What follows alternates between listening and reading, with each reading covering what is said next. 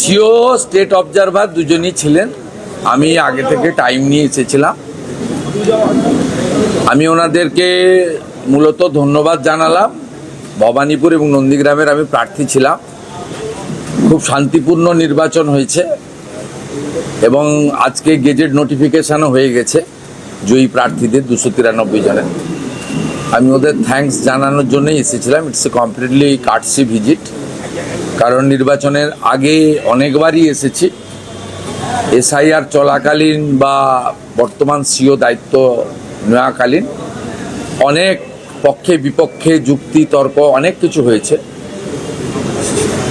Finally গণতন্ত্রের যে মহোৎসব, অর্থাৎ বিশ্বের সর্ববৃহৎ গণতান্ত্রিক দেশ ভারতবর্ষের যে নির্বাচন, পশ্চিমবঙ্গে যেটা ইনাদের তত্ত্বাবধানে কেন্দ্রীয় সুরক্ষা বাহিনী, রাজ্য পুলিশ, কলকাতা পুলিশ, নির্বাচন কর্মী সবাই মিলে করতে পেরেছে, তার জন্যই ধন্যবাদ জ্ঞাপন আমি ওনাকে করেছি। আর বিশেষভাবে ভবানীপুরে এমন ভোটারদের আমি পেয়েছি যারা গত 10 বছর 15 বছর ভোট দিতে পারেননি। তাদের হাউসিংয়ে তালা লাগিয়ে রাখা হতো, তাদের বলে দিয়ে আসা হতো ভোট দিতে আসবেন না। তারা এবারে অনেকে ভোট দিয়েছেন। 45টা বড় হাউসিং ছিল, 20টাতে ইনসাইড হাউসিং পোলিং বুথ এবারেই প্রথম হয়েছে, যদিও আইনে এটা ছিল আগে থেকে। সেই ভোটারদের পক্ষ থেকেও আমি কনভে করেছি যে আমাকে হান্ড্রেডস অফ ভোটার্স তারা বলেছে তারা অনেক দিন পরে নিজের ভোট নিজে দেওয়ার সুযোগ পেয়েছেন। ইনসিডেন্ট ফ্রি ইলেকশন, সেই জন্য I convey my gratitude and best wishes to election commission of India through CO.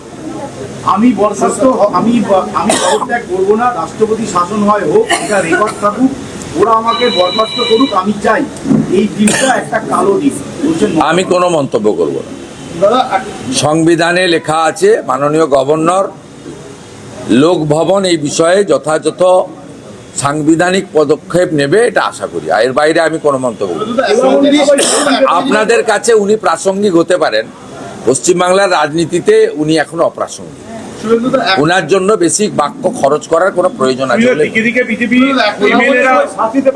BJP এমএলএরা আবেদন করছেন যাতে কোনো রকম অশান্তি না হয়। এই ইতিমধ্যে কমিশনে বেশ কিছু পদক্ষেপ নিয়েছে, আপনি কোনো বার্তা দেবেন? কোনো অশান্তি খুব বড় কিছু হয়নি। 2021 এবং 2023-এর পঞ্চায়েতের সময় যা হয়েছিল আমি ডিফেন্ড করছি না। দেখুন, আমাদের রাজ্য সভাপতি লাগাতার বলছেন, আমিও আজকে দেখেছেন নন্দীগ্রামে থ্যাঙ্কস গিভিং সিরিমনিতে ক্লিয়ার বলেছি যে ওদের ওই পাপীদের অফিসে হাত দেওয়ারও দরকার নেই। সেটা তো আমাদের স্ট্যান্ড। এটা তো আপনি মমতা ব্যানার্জি তার পার্টি থেকে শোনেননি 2021-এর 2রা মের পর থেকে। তখন তো উনি বরঞ্চ শপথ নিতে গিয়ে 6 তারিখে বলেছিলেন সাংবাদিকদের যে আমি তো 4 দিন ক্ষমতায় ছিলাম না, ইলেকশন কমিশন ক্ষমতায় ছিল, আমার দায়িত্ব তো ছিল না।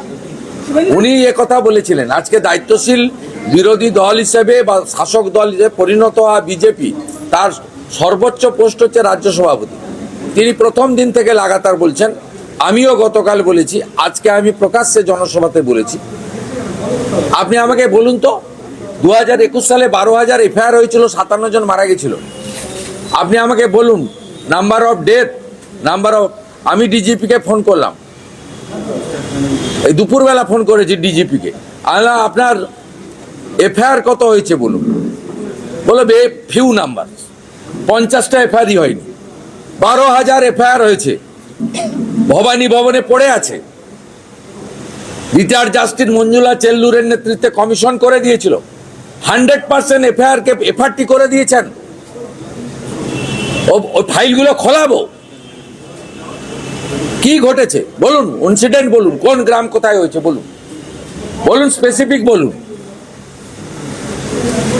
আবারও বলছি, শান্তি বজায় রাখুন। পাপীদের অপবিত্র পার্টি অফিস, যেখানে পয়সা নেওয়া হতো, যেখানে মদ খাওয়া হতো, জুয়া খেলা হতো, নারী নির্যাতন হতো, শাহজাহানরা পিঠা বানাতো, সেদিকে কেউ তাকাবেন না। আর আইন হাতে তুলে নেওয়ার দরকার নেই। ভারতীয় ন্যায় সংহিতা অনুযায়ী চোর, খুনি, ডাকাত, অত্যাচারীদের আইন অনুযায়ী ব্যবস্থা হবে, দেখতে থাকুন। দাদা এই রিলেটেড একটা জিনিস জিজ্ঞেস করব। দাদা কি বলবেন? এখনো কিছু গুন্ডা রয়ে গেছে। ভারতীয় জনতা পার্টি সরকার তৈরি হওয়ার পরে দলমত নির্বিশেষে ধর্ম সম্প্রদায়ের ঊর্ধ্বে উঠে গুন্ডা দমন হবে। এই জন্যই মাননীয় নরেন্দ্র মোদীজি বলে গেছিলেন যে এখানে জঙ্গল রাজ নয়, মহা জঙ্গল রাজ হয়েছে আছে। তা মহা জঙ্গল রাজকে পরিষ্কার করতে গেলে এই ধরনের ঘটনা, বিচ্ছিন্ন ঘটনা ঘটছে। এখনো কিছু গুন্ডা রয়ে গেছে। দাদা 2008 সাল থেকে আপনি জঙ্গলমহলের দায়িত্বে ছিলেন, কি স্ট্র্যাটেজি, কিভাবে আগে থেকে আন্দাজ? 98 সালে তৃণমূল প্রতিষ্ঠা হওয়ার পরে তৃণমূল কংগ্রেস এন্টার জঙ্গলমহল রিজিন, বাঁকুড়া, পশ্চিম মেদিনীপুর অবিভক্ত ইনক্লুডিং ঝাড়গ্রাম, পুরুলিয়াতে ছিল না। সেই কারণে 2009 সালে যখন তৃণমূল 19, তার জোটসঙ্গী কংগ্রেস 6, তার জোটসঙ্গী এসইউসিআই একটা সিট পায়, সেদিনও কিন্তু পশ্চিম মেদিনীপুর ইন্দ্রজিৎ গুপ্ত, ঝাড়গ্রাম থেকে ডাক্তার পুলিন বাসকে, পুরুলিয়া থেকে আমাদের নরহরি মাহাতো, বাঁকুড়া থেকে বাসুদেব আচার্যা, এরা জিতেছিলেন। তারপরে কার হাত ধরে জঙ্গলমহলে তৃণমূল প্রবেশ করেছে ইতিহাস তার সাক্ষী। আমি কেন নিজে যারে বড় কয় বড় সে নয়, লোকে যারে বড় কয় বড় সয় হয়।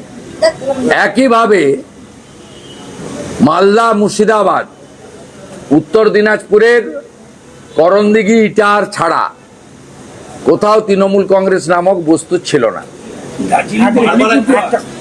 না, আমি ওইদিকে আমি বলছি না। ওখানে 2014 লোকসভা ভোটে তৃণমূল প্রার্থীরা থার্ড হয়েছিল মোহাম্মদ আলী, ইদ্রিস আলী, ইন্দ্রনীল সেন, মোয়াজ্জেম হোসেন, সৌমিত্র রায়রা।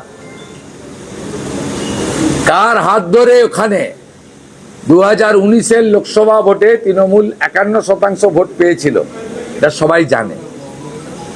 অতএব ইতিহাস আর তথ্য পরিষ্কার বলে দিয়েছে, উনি যদি নিজের দমে মুখ্যমন্ত্রী হতেন 2001-এ হতেন। কার এবং কাদের দমে হয়েছেন 2011-তে, আজকে সেটা প্রমাণিত। আমি আর বাড়াবো না কথা।